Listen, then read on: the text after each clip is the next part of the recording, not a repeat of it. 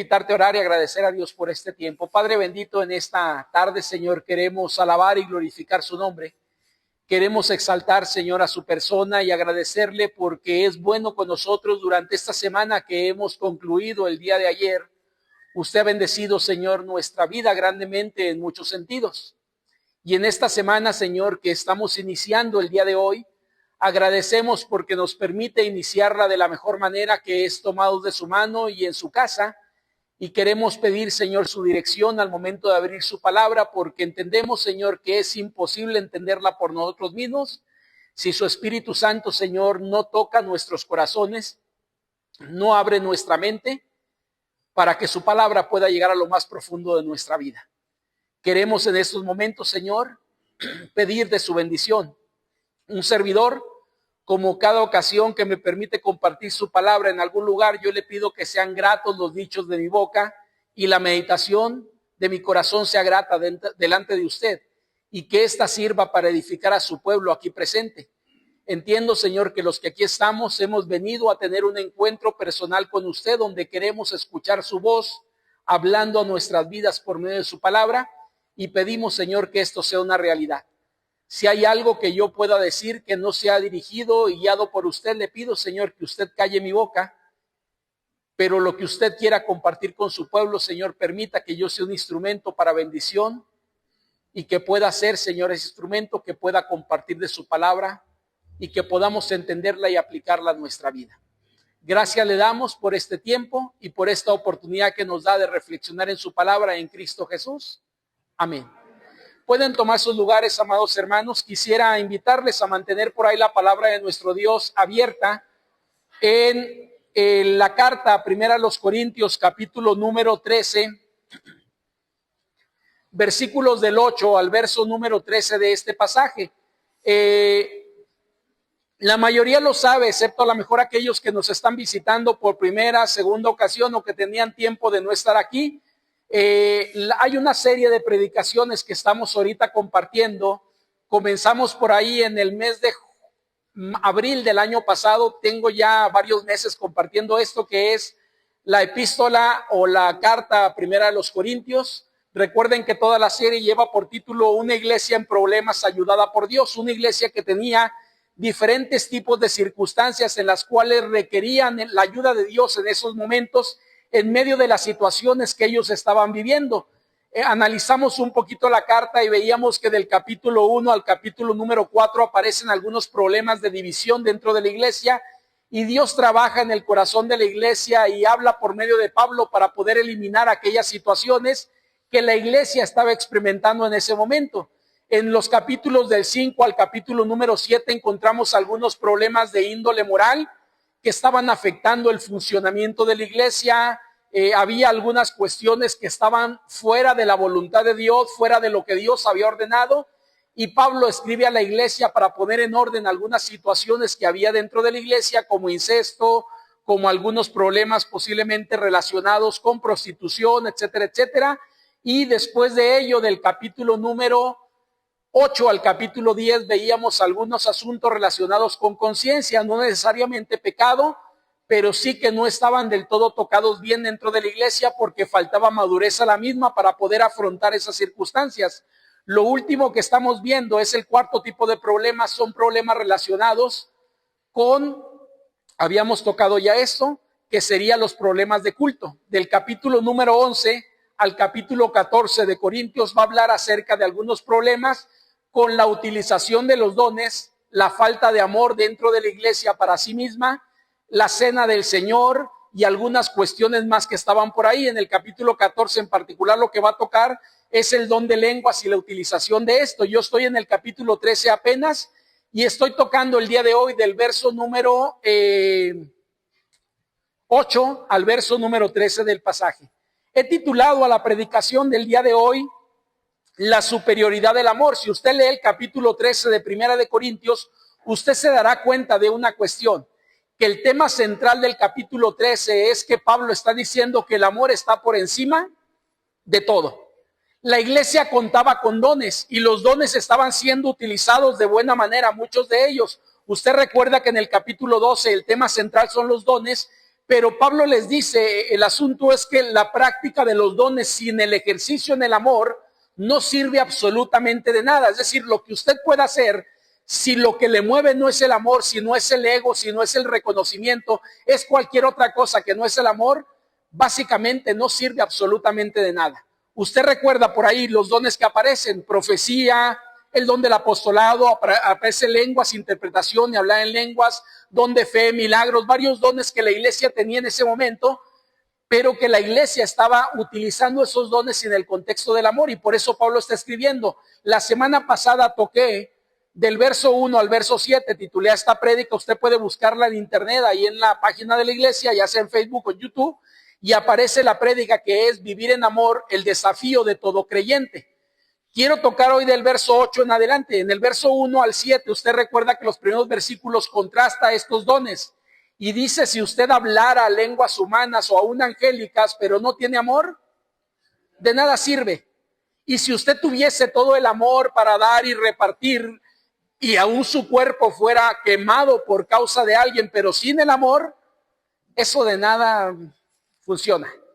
Si usted tuviera todo el conocimiento, profecía, pero no hay amor, usted no es nada en realidad. Yo no soy nada en realidad si el amor está fuera de contexto. Esta parte yo le dije la semana pasada, ¿por qué el amor es importante? Porque básicamente el amor es lo que rige la vida de un creyente, o debería de regirla. Porque los mandamientos de Dios, hay dos secciones, y Jesús lo expresa bien cuando le preguntan ¿cuál es el más grande mandamiento? Jesús dice: el más grande mandamiento es este: amarás al Señor tu Dios con toda tu mente, tu corazón, tus fuerzas, con todo lo que eres, y a tu prójimo como a ti mismo. Yo le he dicho que eso resume la ley en completo, porque los primeros 4 mandamientos de la ley en el Antiguo Testamento hablaban del amor ¿a quién? A Dios. Y los últimos 6 mandamientos, a partir de honra a tu padre y a tu madre, ¿a qué hacen referencia? Al amor al prójimo. Por eso Jesús resume la ley en el amor. Y cuando hablamos de esta parte, amado hermano, estamos hablando de lo mismo, pero el verso 8 hacia adelante me fascina, porque Pablo sigue hablando de la superioridad del amor ante cualquier situación. Nótese, vamos a esto. Hay 2 puntos que hoy quiero tocar. Normalmente las prédicas, usted sabe, son puntos que toco y que pues compartimos relacionado con ello. Y hoy quiero solamente compartir con usted dos puntos dentro de la prédica. La prédica lleva por título, usted lo sabe, por ahí vio la publicidad ayer, la superioridad del amor. Los 2 puntos que quiero tocar, amado hermano, son: el amor es permanente, que aparece del verso 8 hasta el verso número 12. Y el verso 13 toca un asunto más, que es: el amor es prominente, no solamente permanente. Una cosa es que algo permanezca, y eso puede permanecer, pero no ser muy importante. Pablo dice que el amor permanece ante todo, pero también el amor es prominente, está por encima de cualquier otra virtud dentro de la vida cristiana. De eso quiero hablar el día de hoy, no porque yo quiera hablarlo, sino porque es lo que nos topamos en el pasaje.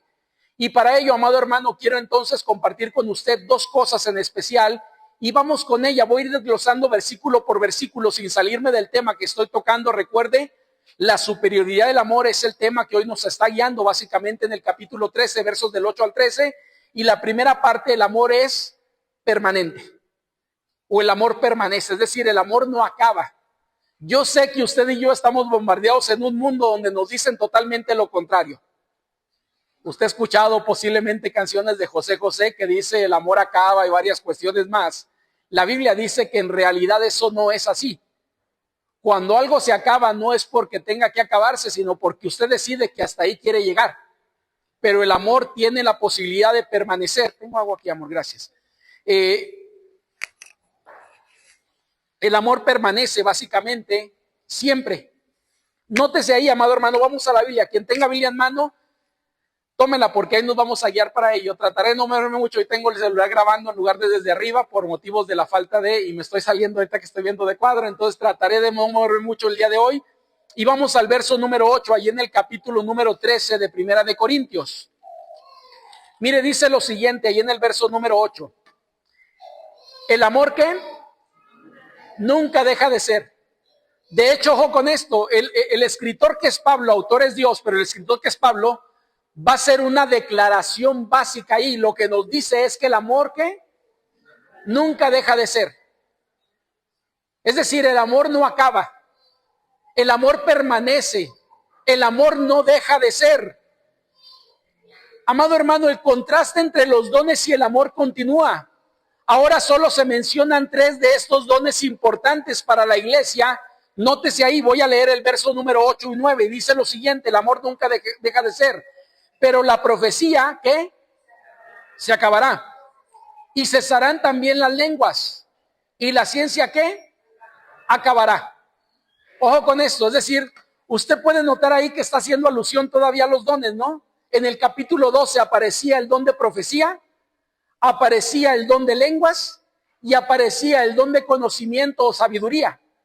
Y él dice, Pablo está poniendo aquí en el verso número verso 8, que estas 3 dones que para la iglesia de Corinto seguramente eran de suma importancia. Recuerde que algunos de ellos categorizaban algunos de estos dones, sobre todo aquellos que eran dones espectaculares, como si fuera lo más importante dentro de la iglesia. Y dentro de esos dones estaba el don de lenguas, ya sea hablar o interpretación de lenguas. Y Pablo dice que estos dones, en comparación al amor, algún día van a terminar. Por eso hablamos de la permanencia. Porque seguramente, amado hermano, llegará el punto en el que la profecía y todos los dones que están ahí, ¿para qué sirven los dones? Lo hemos visto en las prédicas pasadas. ¿Cuál es el propósito o razón de ser de los dones? La edificación de la iglesia. Por lo tanto, los dones, amado hermano, serán necesarios mientras que la iglesia esté en la tierra. Pero un día que ya no estemos aquí, sino estemos con el Señor, le pregunto, ¿esos dones seguirán existiendo? No, ya no serán necesarios, porque los dones son necesarios para la edificación del cuerpo de Cristo, que es la iglesia. Y es por eso que esos dones, amado hermano, fueron funcionales en el tiempo de Pablo. Y son funcionales esos dones en el tiempo de hoy, porque la iglesia necesita seguir escuchando predicación para ser edificada. La iglesia necesita ser enseñada y adquirir conocimiento para ser edificada. La iglesia requiere ser enseñada, la iglesia requiere servicio, la iglesia requiere del don de misericordia, del don de ayuda, esos dones que están plasmados ahí, porque la iglesia sigue existiendo. Por eso digo el contraste. Pablo dice el amor no es un don como tal, sino es una cualidad traída al creyente por la persona central, que es amor. Es una definición, como le dije hace tiempo, que es una definición tan sencilla pero tan profunda. Dios es amor. Le enseñamos a los niños esto, no 3 palabritas son las que aprendí de memoria. Dios es amor. Y cuando hablamos del amor, amados hermanos, nunca dejará de existir. ¿Por qué? Porque Dios mismo es amor. La fuente del amor es Dios. Dios es amor y Dios nunca dejará de ser, pero los dones algún día acabarán. El apóstol Pablo deja por sentado que el amor permanece por siempre y siempre tendrá un gran valor. Y esto me parece, cuando dice el amor nunca deja de ser, tiene 2 connotaciones. Una es que no acabará ese amor, sino que permanecerá por siempre. Y la otra es la importancia de ese amor en nuestra vida. Como dijimos la semana pasada, amado hermano, usted puede desgarrarse y deshacerse haciendo cosas, pero si el amor no es el motor que le está moviendo, de nada servirá todo lo que usted y yo podamos hacer. Yo puedo ir a predicar a muchos lugares y toda la semana estar predicando la palabra, pero si lo que me mueve no es el amor, sino el reconocimiento de la gente, si lo que me mueve es ser conocido por muchos, si lo que me mueve es mi propio ego, de nada sirve todo lo que yo pueda hacer, porque no es importante lo que usted y yo podamos hacer sin amor.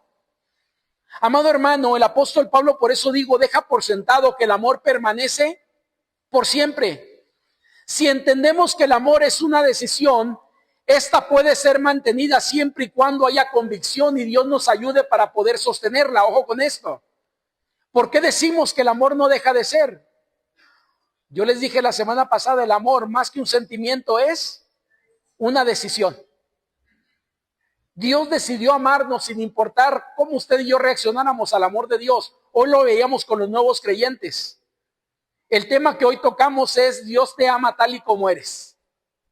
Y la Biblia nos dice en Romanos 5:8 que Dios muestra su amor para con nosotros en que siendo, no que éramos, no que íbamos a dejar de ser, sino en que siendo aún pecadores, Cristo ¿qué? Murió por nosotros. Porque sabe lo que llevó a Cristo a la cruz, no fue usted y yo, fue su amor por nosotros. ¿Sí me explico? Es decir, a usted y a mí a veces nos mueven los sentimientos. Dios no es movido por sentimientos. Él lo movió una convicción de venir a este mundo. Jesús vino con el propósito exclusivo de venir a este mundo para morir por nosotros. ¿Sabe cómo se llama eso? Decisión. Él decidió hacerlo.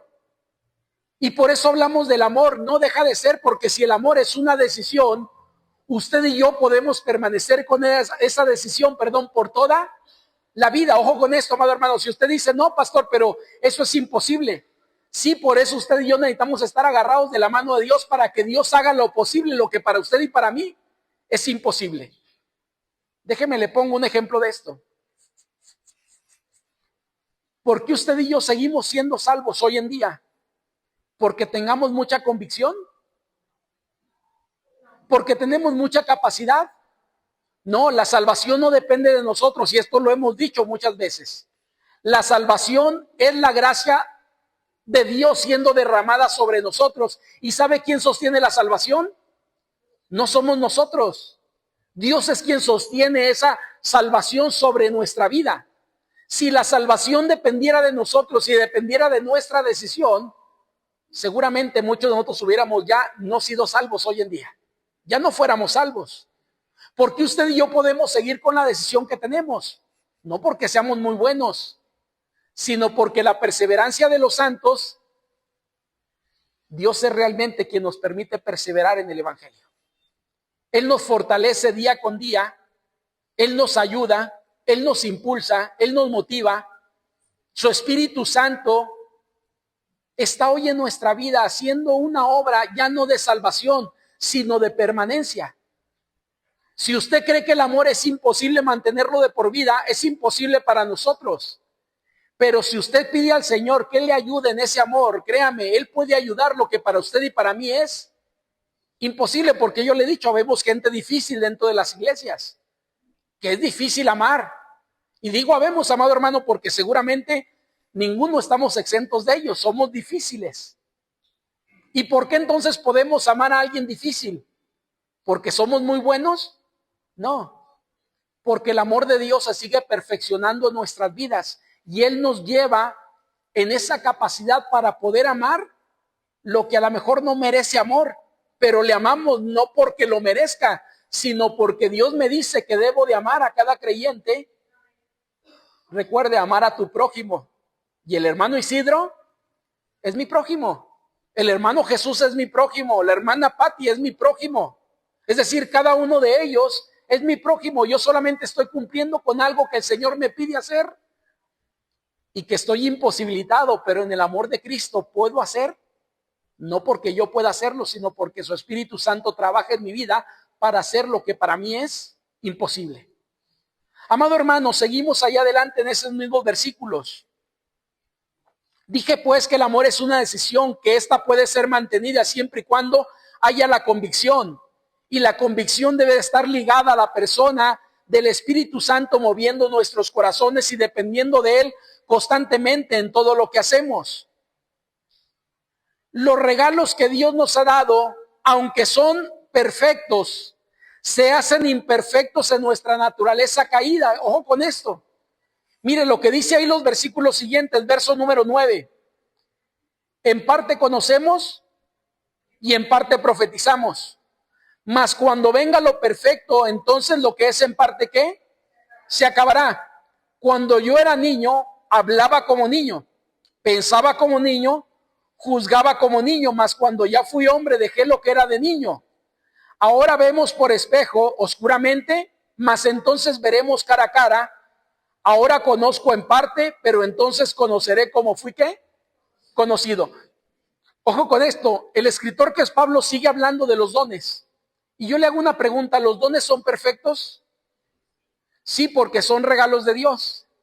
El problema es que esos se convierten en imperfectos, porque ¿quién posee los dones?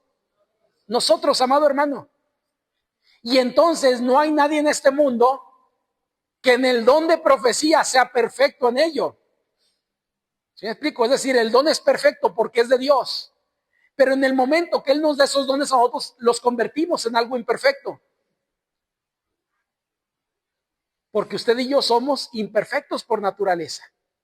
Por eso dice, en parte conocemos, en parte profetizamos, en parte hacemos algunas cuestiones, pero no es lo perfecto. Pero me fascina porque dice, cuando venga, ¿qué?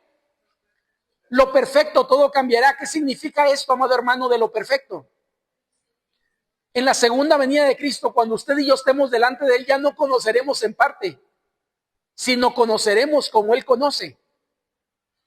Ya no habrá necesidad de algunas cuestiones porque ya no habrá necesidad de ellas, porque estamos ante la persona de Cristo. Déjeme le digo, si hablamos del don de la profecía, ¿cuál era el enfoque del don de la profecía? Antiguo Testamento y Nuevo Testamento. ¿A quién apuntaba la profecía en el Antiguo Testamento? A Cristo. Cuando estemos frente a Cristo, ¿usted cree que requeriremos la profecía? No, porque esa parte que conocemos hoy en día será descubierta completamente cuando estemos frente a Él. El conocimiento, amado hermano, la sabiduría, usted y yo la requerimos en este mundo y es necesaria. Pero cuando estemos en el cielo, le pregunto, ¿esa sabiduría será necesaria ya? No, porque ya no requeriremos esa sabiduría para nada absolutamente, porque tendemos a quien es la fuente de la sabiduría frente a nosotros. ¿Sabe? Cuando habla acerca de estos regalos, vuelvo a decir, son perfectos los dones de Dios, pero se hacen imperfectos en nuestras manos, porque usted y yo no podemos hacer perfecto algo que por naturaleza nosotros somos imperfectos. Se sobreentiende, amado hermano, que lo perfecto habla cuando estemos en presencia eterna de Dios, es decir, cuando Él venga en su segunda venida y su iglesia esté ya en presencia para toda la eternidad de Él. Mire, voy a meter aquí nada más un poquito, ¿no? He tocado un poquito esto, no es asunto de la prédica, es asunto que he tocado en clase en algún momento, pero usted sabe que acerca de los dones, hay posturas si los dones todavía existen completos o no están completos. Posturas cesacionistas donde algunos de los cesacionistas dicen algunos dones ya no están.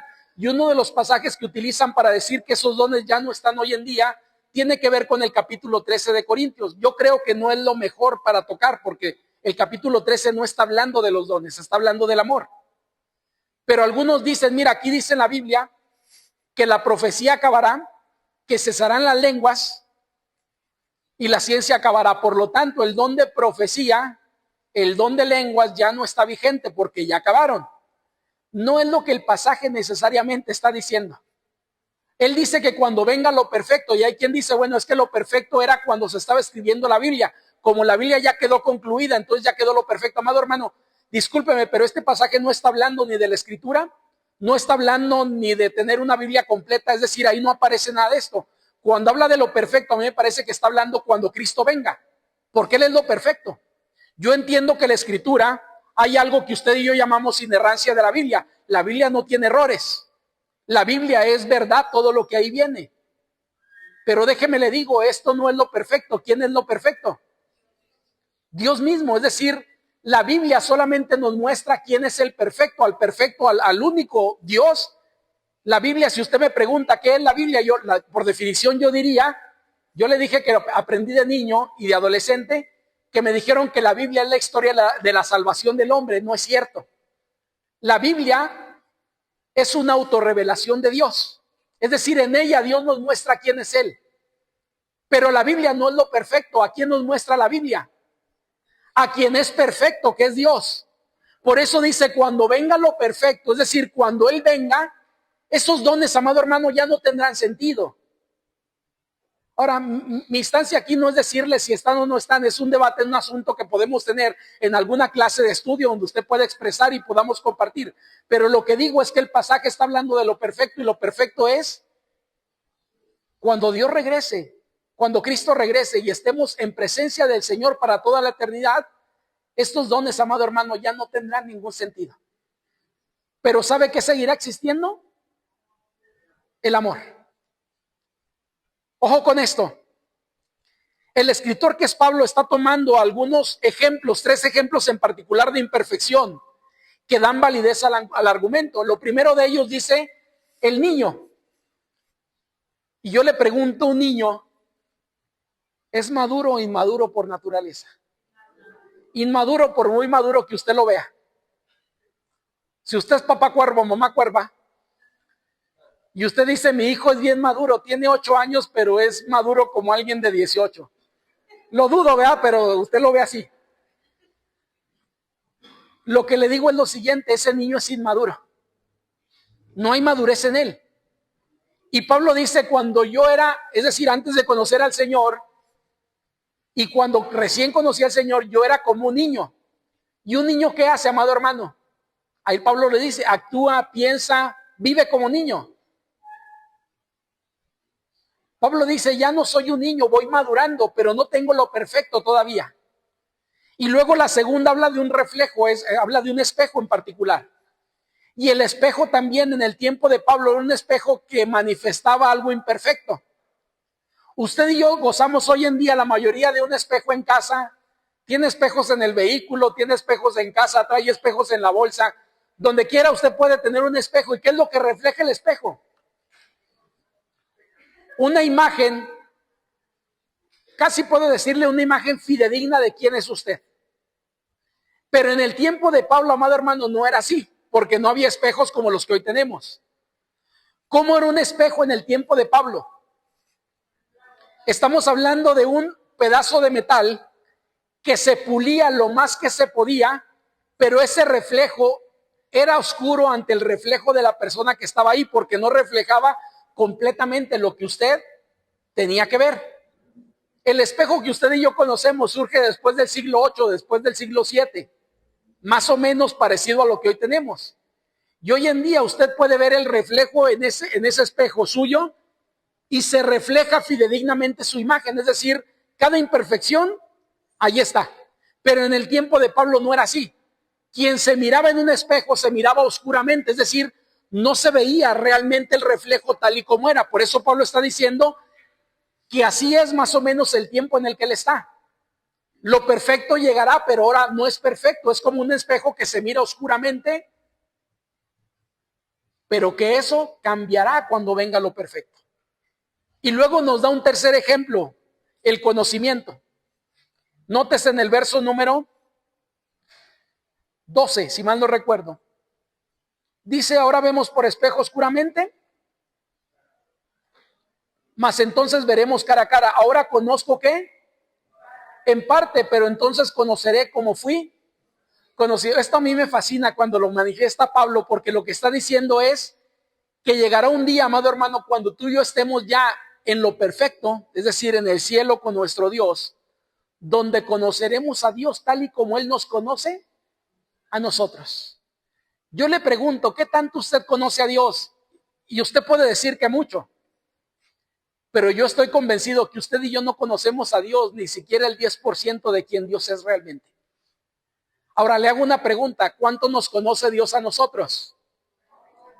Amado hermano, nos conoce a la perfección. La Biblia nos dice que antes de que usted y yo naciéramos, Él ya nos conocía. Antes de que usted y yo fuéramos formados, Él ya sabía quién éramos nosotros. ¿Qué quiero decir con esto? Usted y yo no estamos en lo perfecto, estamos en lo imperfecto. Pero llegará un momento en el que estemos en lo perfecto, donde conoceremos a Dios tal y como Él nos conoce a nosotros. ¿Y sabe que eso será imposible aquí en la tierra? Por una cuestión, repito, nuestra imperfección. Es imposible que un ser finito pueda conocer un ser infinito. Pero cuando estemos con el Señor para toda la eternidad, ahí habrá la posibilidad de conocer al Señor tal y como Él nos conoce a nosotros. Y en medio de todo eso, amado hermano, lo único que seguirá persistiendo, ¿qué es? El amor. Porque la profecía acabará. Fue necesaria para hablar de Cristo en el Nuevo Testamento, es decir, en el Antiguo Testamento fue necesaria para hablar de quién sería Cristo cuando llegara a la tierra. En el Nuevo Testamento fue necesaria para plasmar todo lo que usted y yo conocemos en la Biblia. La predicación hoy en día sigue siendo necesaria para que la gente conozca al Salvador, o como Salvador a Jesús, como Señor y Salvador de su vida. Pero cuando lleguemos al cielo, esa profecía ya no tendrá lugar ni habrá necesidad de ella. porque estará Dios en persona y permanentemente a quien se dirigía toda la profecía. Si hablamos del conocimiento, ese conocimiento lo tendremos completo cuando estemos delante de Él. Yo sé que usted y yo tenemos preguntas, más si usted le pregunta a mi hija de 7 años tiene preguntas que ella dice que cuando llegue a Dios le va a hacer algunas preguntas. La pregunta de todo niño, ella quiere saber de dónde salió Dios. Yo ya le expliqué. Le hice un tomo de teología donde no se crea. Le expliqué a ella a su edad qué significa eso, ¿no? Es decir, que Dios existe, Él no tiene un principio, no tiene fin. Ya le expliqué todo eso, pero ella sigue con la duda, 7 años de edad. Recuerde, piensa como niño.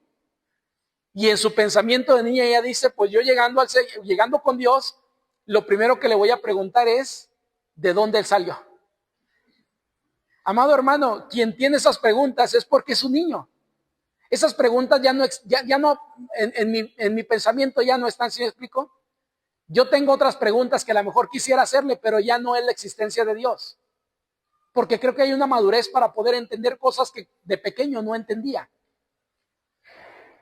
Como lo dije, pues, primer punto dijimos, el amor es permanente.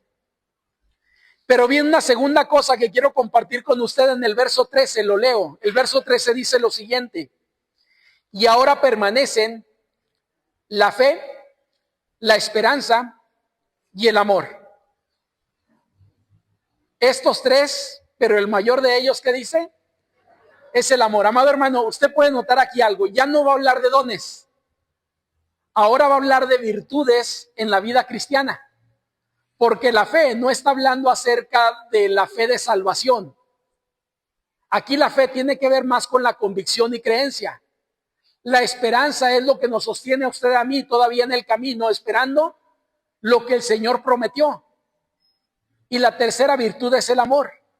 Es lo que conocen algunos teólogos como la triada ahí en primera de Corintios capítulo 13, que aparecen las tres, la fe, la esperanza y el amor.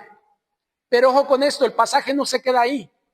Nos dice que el mayor de ellos, ¿qué? Es el amor. Esta parte, ¿sabe por qué me gusta lo que dice ahí? Porque cuando dice que el mayor de ellos es el amor, siguen el mismo objetivo del capítulo 13. ¿Cuál era el principal propósito del capítulo 13? Le dije hace la semana pasada y mencioné al inicio de la prédica que el amor está por encima de todo. La importancia del amor por encima de todo. Ya nos dijo que el amor está por encima de los dones. Ahora nos va a decir que el amor está por encima de las virtudes en la vida cristiana. Menciona solamente 3 de ellas. Yo sé que hay muchas más de estas, pero aquí está utilizando 3 virtudes: la fe, la esperanza y el amor. Pablo, amado hermano, no deja los dones a un lado para hablar ahora, los dones a un lado para hablar ahora sobre virtudes de suma importancia en nuestra vida. Nótese que permanece el propósito principal del capítulo 13, que es elevar el amor ante cualquier virtud. Yo le dije la semana pasada, se llama en el capítulo 13, Pablo va a utilizar mucho la hipérbole. Si alguien hablara lenguas humanas y él dice aún angélicas, aunque aquí me parece que está exagerando, porque usted y yo no sabemos si hay lenguas angélicas. Siempre que Dios muestra su voluntad a través de un ángel, esos ángeles se comunican en el idioma de los humanos. No sabemos si hay un idioma celestial o no, pero Pablo está exagerando diciendo, aún si hubiera lenguas angélicas, pero no tengo amor, de nada sirve. Es decir, por más que tenga usted cosas. Está haciendo hipérbole ahí. Ahorita, el verso número 13, no es hipérbole, pero sí Pablo está poniendo el amor como algo superlativo, es decir, por encima de las otras virtudes. ¿Esperanza y fe son necesarias? Sí, amado hermano, porque sin la esperanza y sin la fe usted no siguiera permaneciendo en la vida cristiana, si estas no estuvieran en su vida y Dios no las hubiera derramado como parte de su gracia en su corazón y en su pensamiento. ¿Para qué sirven estas? Mire, déjeme le pongo algo, ¿no? Si podemos entender la fe, es necesaria para muchas cosas, pero la fe deja de existir ¿en qué momento?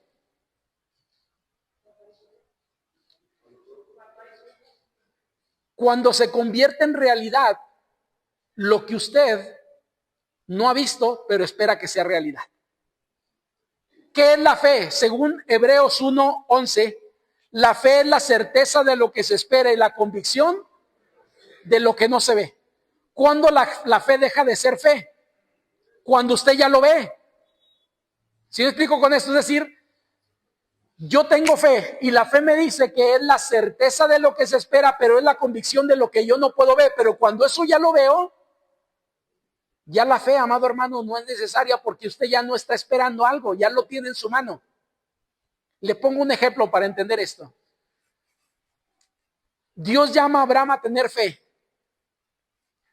cuando le dijo que iba a ser de él una gran descendencia. En ese momento él tenía que tener fe. ¿Cuál era la fe de Abraham? Él esperaba una descendencia grande. ¿Y qué tenía en ese momento? Nada, absolutamente, ni siquiera un solo hijo. Cuando el primer hijo nace, le pregunto, ¿ahora Abraham requiere la fe para lo que Dios le dijo? No, porque ya lo tiene en su mano, es decir, ya tiene su primer simiente. Y de ahí puede venir todo lo que Dios dijo que vendría. No sé si me explico con esto. Entonces la fe es fe hasta que usted no tiene lo que está esperando en su mano, porque entonces ya no necesita la fe, porque ya es realidad lo que usted creía que iba a suceder en esa convicción. Por eso dice que es más importante el amor que la fe. Porque le pregunto, ¿cuál es nuestra convicción hoy en día? Una de esas convicciones en esa fe, y es por fe, que usted cree en un Dios. ¿Le ha visto a Dios? No, pero Hebreos nos dice que el que se acerca a Dios es necesario que tenga fe y crea que Dios existe y es galardonador de los que le buscan. Hebreos 11:6 nos dice esto. Hace rato me equivoqué, es Hebreos 11:1 la definición de la fe, y el Hebreos 11:6 nos dice que es necesario que el que se acerca a Dios crea que le hay y es galardonador de los que le buscan. ¿Qué quiero decir con esto? Usted y yo tenemos que tener fe hoy en día para saber de la existencia de Dios. Yo le pregunto, cuando estemos delante de Dios, ¿usted y yo requeriremos esa fe? No, porque ya estaremos viendo lo que por mucho tiempo fue nuestra fe y la base de la fe. Usted y yo creemos en el cielo. Y le pregunto, ¿por qué lo creemos? ¿Usted lo ha visto? ¿Yo lo he visto? ¿Pero por qué lo creemos? Por fe, porque la Biblia nos dice y estamos confiando y tenemos la certeza de que así será porque Dios dijo que hay un cielo y que hay un infierno. Cuando usted y yo estemos en el cielo, le pregunto, ¿requeriremos la fe para creer en el cielo? No, porque ya estaremos ahí. Por eso dice el apóstol Pablo, la fe no está por arriba del amor. Porque la fe como virtud sirve hoy en día, pero llegará un punto en el que ya no sea necesaria. Viene la segunda, que es la esperanza. Y la esperanza, amado hermano, tiene su función para ser el motor que mueva nuestra vida y soportar los embates más duros que puede haber en esa esperanza. Pero ¿hasta cuándo la esperanza será esperanza? Hasta que ya no sea una esperanza, sino una realidad, es decir, es muy parecida a la fe. Llegará un punto en el que lo que esperamos ya no lo esperemos, sino lo tendremos en nuestra mano. Y esa esperanza entonces ya no será necesaria y no será tan importante. El pueblo judío, amado hermano, en todo el Antiguo Testamento tenía una esperanza. ¿Cuál era la esperanza? Que llegara el Mesías. Tristemente ellos no asumen a Jesús como Mesías en su vida, pero cuando Jesús llega, esa esperanza ya no tendría que ser una esperanza, sino una realidad. Usted y yo hoy tenemos esperanza, y la esperanza es el cumplimiento de algunas cuestiones que Él nos dijo. Hoy estamos teniendo cena del Señor y ahí hay una esperanza, ¿no? ¿Qué dice la cena del Señor? Que practiquemos esa cena ¿hasta cuándo? Hasta que el Señor venga. Y esa es nuestra esperanza. Y esa esperanza llegará a un punto que sea una realidad, y la esperanza ya no será necesaria en nuestra vida. Pero cuando hablamos del amor, amado hermano, el amor, por el contrario, fue lo que hizo que usted y yo entráramos en la relación con Dios. Y el amor es lo que nos sostiene dentro de esa relación con Dios. Le hago una pregunta, la Biblia nos dice esto, ¿no? ¿Por qué usted y yo amamos a Dios? Porque Él nos amó primero. Es decir, Dios nos amó y usted y yo solamente respondimos a ese amor porque Él ya nos amó primero y trabajó en nuestras vidas para la respuesta. Usted y yo podemos amar a Dios porque Él nos amó primero a nosotros. Pero le pregunto, el día que estemos delante de Dios, ¿el amor no será necesario? Sí, ese no va a acabar. Ese va a tener que permanecer. Usted y yo entramos a una relación con Dios por el amor. Lo que nos sostiene es el amor y lo que nos seguirá sosteniendo siempre será el amor. Por eso dice que no deja de ser, y por eso de las 3 virtudes, el mayor de ellos es el amor. Porque usted no puede, ni yo puedo llegar al cielo y decir, como ya llegué aquí, ya no necesito amar a Dios. Voy a tener que seguirlo amando por toda la eternidad. Y el amor seguirá existiendo hacia las 2 vías, hacia la vía Dios y hacia los elegidos de Dios, y que estemos con Dios y que Dios ha muerto por nosotros, Jesús murió por nosotros, estaremos ahí. Por eso he dicho yo esto, amado hermano, si le cuesta a usted y a mí amar a alguien aquí en la tierra y es nuestro hermano en Cristo, le invito a amarlo, porque usted lo va a topar por toda la eternidad en el cielo, y si aquí no lo tolera, allá lo tendrá de compañero. Porque el amor sigue existiendo. El amor permanece. Dios es amor. Y es por eso que nosotros podemos amarle en respuesta a lo que Él hizo ya por nosotros. Quiero cerrar pues, amados hermanos, este capítulo número 13, diciendo lo siguiente.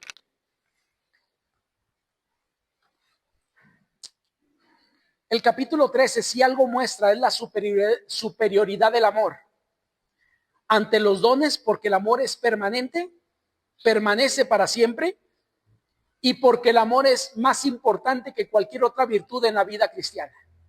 Es prominente. Permanecen 3, pero el mayor de ellos es el amor.